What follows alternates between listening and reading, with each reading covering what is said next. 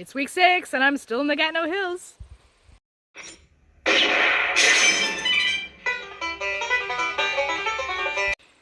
everyone, welcome to the week 6 feedback video.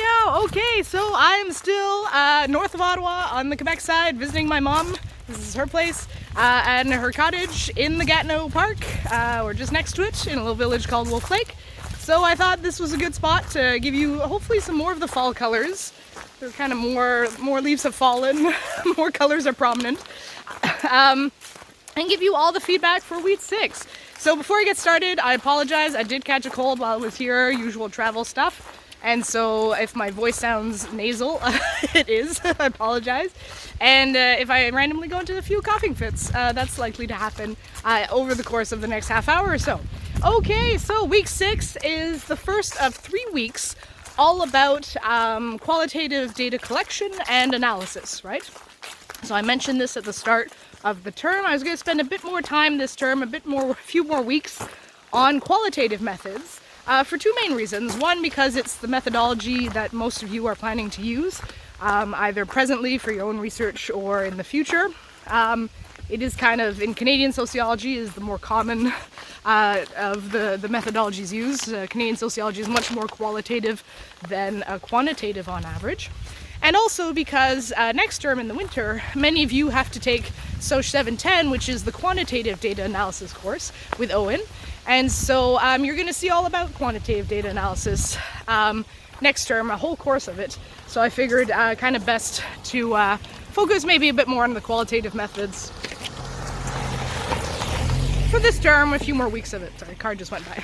When you see me stop like that and wait a bit, that's a car.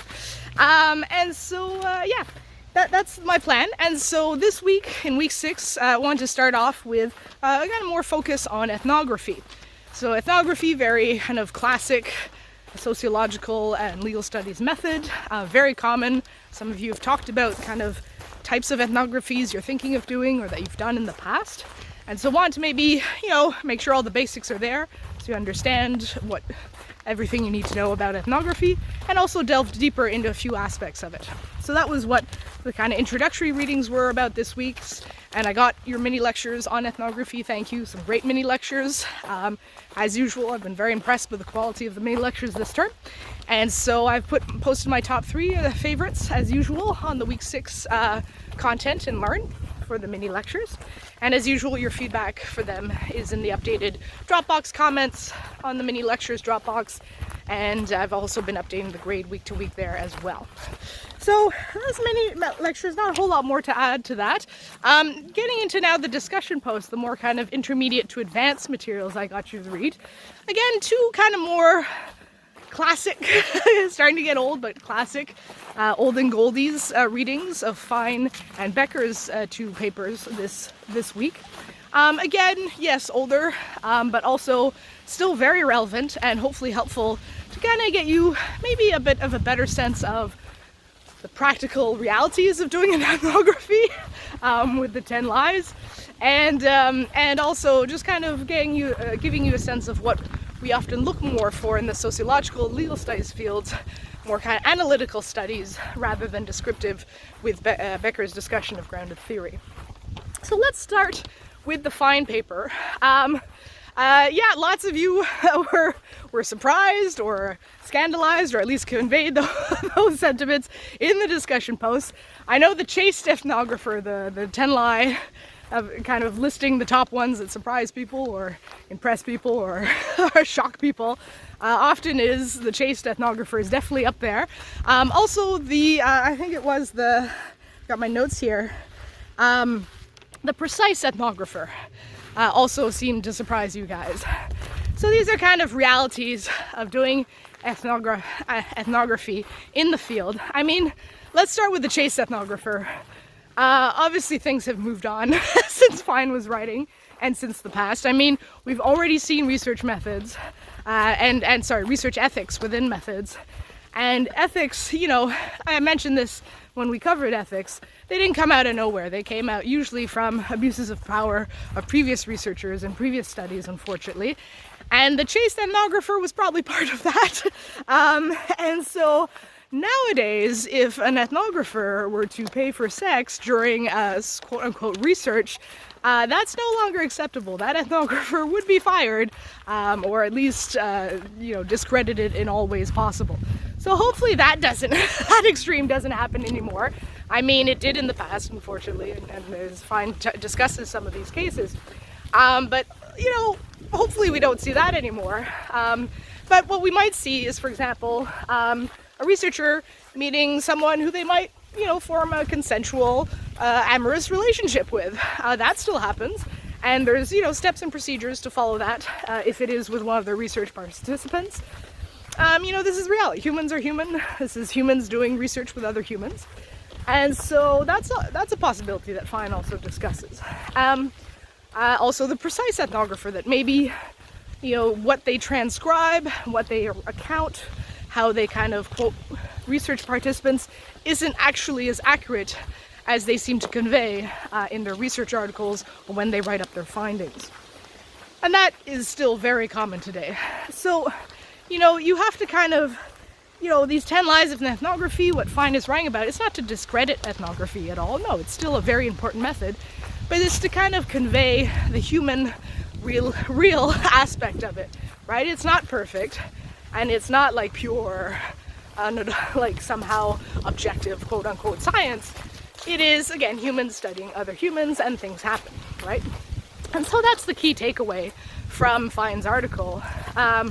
It's some of the cases, like the unchaste ethnographer, is hopefully not as relevant anymore when there's abuses of sexual power involved. But maybe still is, and there are now mechanisms and levers to deal with that professionally, also criminally.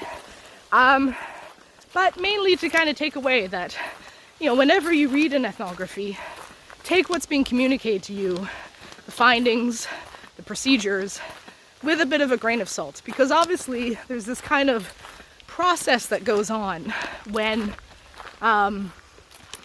between what actually happens in the field that is more human and how things get written up in a research paper or in a dissertation afterwards. There's this kind of, I don't want to call it purifying because it's not really it, but it's like this cleaning of the experience almost, and kind of trying to make it sound more scientific. And I mean, in many ways it is. There are procedures that are being followed during the scientific research, but there's also the kind of human element involved as well. And again, ideally we would be honest and open about that, but in a lot of papers and journals we're not as much. There's that kind of this will of appearance or veneer to appear more objective and more scientific, when in reality, things happen in the field. And so again, just kind of be aware of that. I mean, I would say best practice is to be transparent about your own experiences in the field when writing up ethnography, but the reality is a lot of journals still don't like that very much. And so, it's not really something we often include even today in writing up findings, but it's at least something to kind of be aware of that exists in all studies. And again, this is not just a social sciencey thing. This also happens in the natural sciences, by the way, when they're doing studies. I'm sure that crowd in Antarctica and the scientific bases in Antarctica are really rowdy and get into really weird shit as they study things. And we actually have sociologists. There's one in our department, who actually goes and has actually gone and studied that. But I mean, so it happens everywhere, and it's just to be aware of, and as much as possible try to mitigate the negative effects of those kind of human experiences that might happen during field work. But try your best, do your best, and be aware that these things do happen, and to try and mitigate them, right? So try and be as precise as possible, try and be as professional as possible with your research participants, and so forth, right? Trying to mitigate those 10 issues that Fine brings up in their paper as much as you can, while also recognizing that they happen and they're part sometimes of human research. Okay, so just looking at my notes here, it's worth maybe moving on now to the Becker article. So in the Becker article, it's all about how to make your study a more analytical one, rather than just a descriptive study, which is something that a lot of researchers struggle with, not only in qualitative methods, but in quantitative methods as well. I'll give you a few examples in a moment from my own work. But Becker has really tried to convey that kind of how you build in an analysis rather than just a description, right? The way I was taught sociology is that a description is more what a journalist does, right? They kind of recount what is actually happening, hopefully, in a sort of telling people stories, etc., narratives and what they see in the field. But it's much more of a descriptive field or discipline or profession. Whereas in the social sciences, what we're trying to do, obviously we're doing some description, but we're also adding in that analytical element, that kind of building in theory, right? Kind of observing what's going on, building theories, testing those theories further, right? Continuing to build them. That's what we do in the social sciences. That's what makes our discipline distinct from something like journalism. And so Becker is specifically using the example of grounded theory, right, which I'm sure you've all come across before in qualitative methods, to kind of show how that analysis can be done in a high quality way. And, you know, it's not easy. There's a reason why we write whole papers about this and why it doesn't just take a few minutes to kind of absorb and understand how we would do such a thing, is that it's actually quite hard because I'm definitely guilty of it, and it's something that I struggled a lot with when I was kind of first starting out in my career, is I love data. I love information. I just love gathering it. I love analyzing it. I love, you know, talking about it, showing people like, hey, here's what's happening, which is fundamentally good quality description, but description. And I would often get the comment from peer reviewers of my journal articles or from people just kind of listening to my presentations. It's like, well, that's nice, but where's the theory? Like, what theory are you testing? What is this based on? And so this is kind of how I, over the years, slowly figured out how to kind of make my research more analytical, and that I actually would have really appreciated someone earlier, say in my grad studies, to really take me through this. And hopefully that's a takeaway that you get from this week, is the kind of importance of building analysis into your study as well as just rich description, right? And so again, you know, we're in a course of research methods, so we're mainly focused this term on how different ways you can collect and analyze data. But it is important to kind of remember the role that social theory or legal theory plays in our work. It's always there. It should always be there. And that's what Becker is kind of also discussing when talking about grounded theory, about that kind of specific relationship with grounded theory, kind of field work and building in social theory, right? And so, you know, there's the kind of, like, I call it a more qualitative approach, grounded theory, because it's much more common in qualitative methods to use. It's not the only way to integrate social theory into your research. So for example, in quantitative methods with stats work, the type of theory I use is a bit different in the sense that kind of build an existing theory, see what's out there, build it from what's available, and kind of my own theorizing. And then from that come up with hypotheses that you can test based on that theory with statistical data. And so that's a much more deductive approach compared with, for example, the more inductive approach explained and explored in more detail in the Becker paper, right? And also in the textbook when grounded theory is discussed. And so there's different ways of doing theory, right?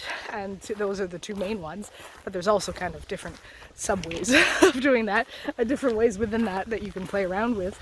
And it obviously sometimes depends where you're going to publish your findings, how you use theory exactly, how you integrate theory. I know that sounds a bit weird. It's like, well, theory should become before you arrive at your findings. Yes, but in reality, what happens is there's certain journals that like the more deductive approach, so you will build it into your study knowing that. And there's other journals who like the more grounded theory approach, and so you build it in accordingly. And so that's the reality, is sometimes you think ahead of where you want these findings to end up, and kind of match how that platform likes to do things. And so, yeah, so I hope it was helpful to kind of go through that grounded theory. And I mean, I really do want to highlight the importance of this kind of analytical component to be added, basically bringing in social theory in people's work. That said, I also, for the next few minutes, want to play a bit of devil's advocate with the Becker article, because I would actually say that maybe rich description is not given as much due and respect as an analytical studies, right? And we'll come back to this in week 10, because in week 10 we're going to cover another paper by Christian Smith. This is more to do with quantitative methods, but it's the same debate going on. And one of Christian Smith's comments in that paper is like, actually, in academia, we don't respect the rich description as much as we should. There's something to be said about doing good quality rich description, going into the field, either with qualitative or quantitative methods, gathering good quality data, and kind of just presenting what's been found so that people have a better view of what's going on, have a better understanding of what's actually happening. I mean, that's rich, good quality description. And some people, like myself, really love doing that. And we feel that that should be given a bigger space in journals, in books, in academia, along with analytical components of studies, the theory side of things. Now, obviously, the best studies do both well, right? They have descriptive components, good quality, rich descriptive components, and then they also have analytical components where they're kind of discussing theory, testing it, and building on it, right? That's your kind of best studies that do a bit of both. But remember to do the analytical component, because sometimes it's easy to forget. And don't lose sight of a good quality descriptive component as well, which, when you start out, you do more of. And then sometimes you forget about it when you do more analysis and theory, and then maybe it's important to come back to good quality description. Okay, so I think that's kind of all I had to say for this week. Now listen, this might sound weird, quantitative sociologists talking about ethnography. I have done ethnographies. It's not my main area of specialty, but I have done them. I've also been involved in mixed methods projects with other colleagues who they did the ethnographies, I did more stats work, and then we brought it together. So I do have at least some experience with ethnography, not as much as, say, some of my other colleagues in the department who do it all the time as their main methodology for research. But I do have some experience, and so I hope that kind of hopefully came through a bit in what I've been discussing today, but also that a lot of what's discussed in the qualitative methods weeks, like this week and in future weeks, is also relevant for quantitative methods and vice versa. A lot of the problems that qualitative researchers encounter, quantitative researchers also encounter. Maybe not so much the unchaste ethnographer, although I'm sure there were opportunities for it, unfortunately, with quantitative methods. But other things, like the precise ethnographer, you could also say the same thing as a precise statistician, right? How precise are you actually, conveying the information? How accurate is it actually? Mistakes often happen. Sometimes willfully, because they want the data to say certain things, unfortunately, and sometimes unwillfully, just by kind of human error. And, and same goes for the analytical versus descriptive component, right? As I mentioned earlier, it's something a lot of people struggle with in qualitative methods. It's also something that a lot of people struggle with in quantitative methods. So keep that in mind for the weeks as we move forward. Even if we're covering more qualitative one week or more quantitative another week, a lot of what's being covered, I kind of picked it accordingly, is actually relevant for both types of methodologies or both orientations of methodologies. Okay, so just before we go, a few house cleaning things to say for the upcoming weeks. A reminder that this video is going to go live during reading week at some point. I'm not quite sure when, but it will.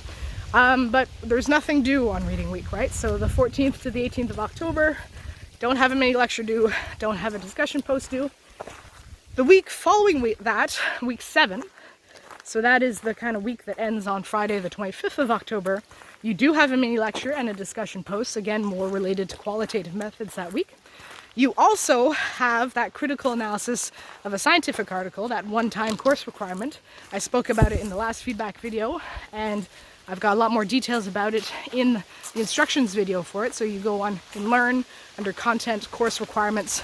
You will see the instructions video for critical analysis of a scientific article. If you haven't watched it yet, go and watch it, and you'll have all the details there. And that is also due at the end of week 7, so at the end of the day, midnight on Friday the 25th of October. So again, I know that makes a lot for a week, so you can either start working on the week 7 stuff ahead of time, or you can decide if you still got a freebie week available for your discussion posts or your mini lectures or both.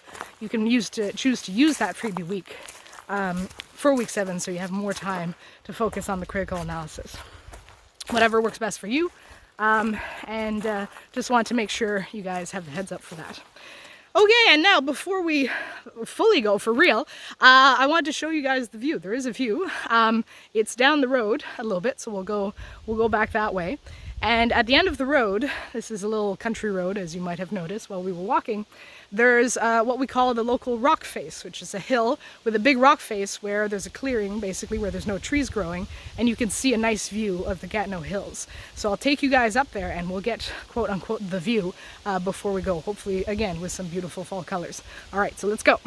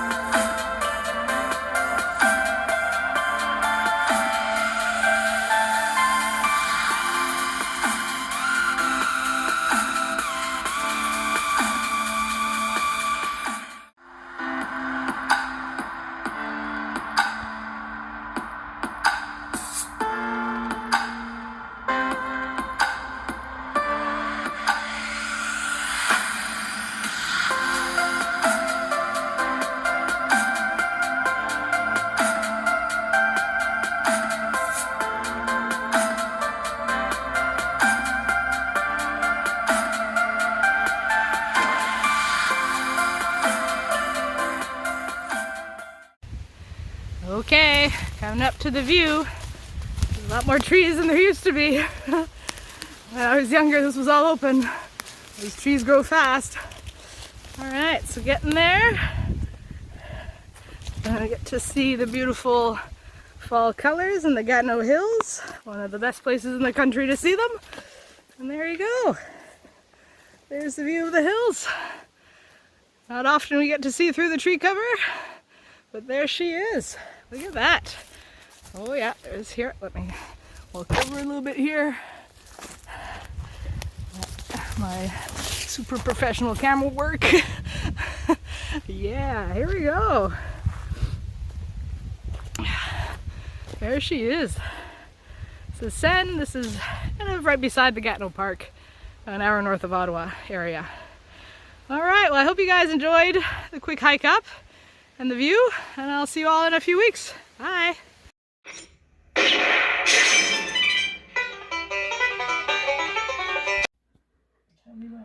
Now we're going. We're filming. We're filming feeding time in Wolf Lake. Callie's just licking her butt. Ready? Are they ready for it? Okay. Well, they're not very active for it, are they, today? You got to sort yourselves out. Come on, no, you over here. This one there. There you go.